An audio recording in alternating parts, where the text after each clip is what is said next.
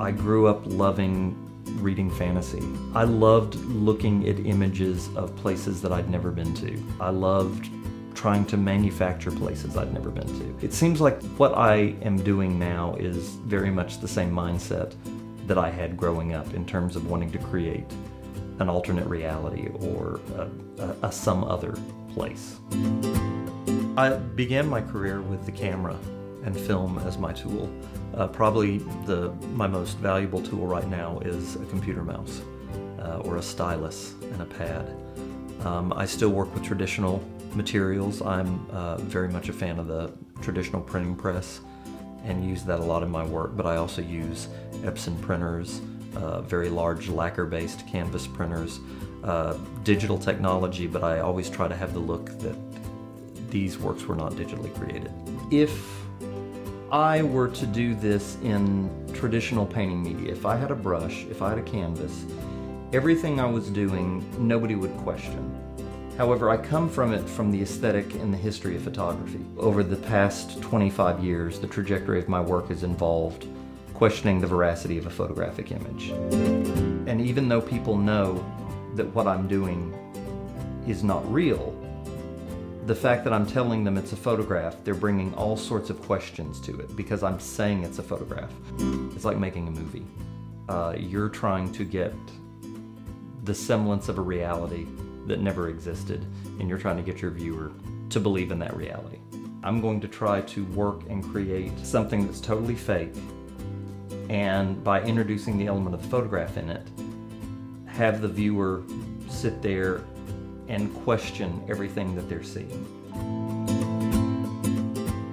I love a work of art that has enough mystery that you can't pin it down. So I started taking images of clouds, and I digitally began dissecting those images. And then everything that I dissected out of that one photograph that I took, I stitched back together in a different order.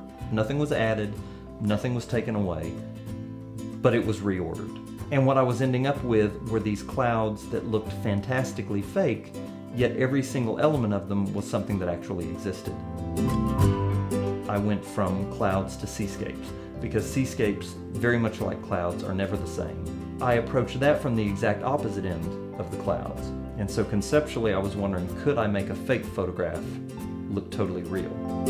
The original moons, it was a challenge to me. Could I create a moon that an astronomer who is familiar with the surface of the moon would believe was real? And I was staring at the concrete floor of my studio, and I was noticing how much the pits and stains looked like craters and the surface of the moon, and I thought, could I sit there with a map of the moon and all these photographs that I'd taken of the pits and stains of the concrete floor of my studio, could I create a plausible moon? And then I started stitching those together digitally and spherizing them, and what I ended up with is something that looked almost identical to the real moon. The amazing thing that was fun about the trees were assembled from about 200 different photographs that I'd made over the course of about a year of bare trees.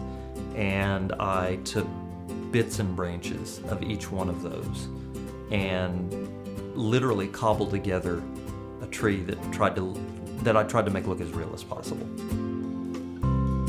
I think the thing that ties my work together is the idea behind it always stays the same, but what changes, sometimes radically, is the aesthetics of doing that.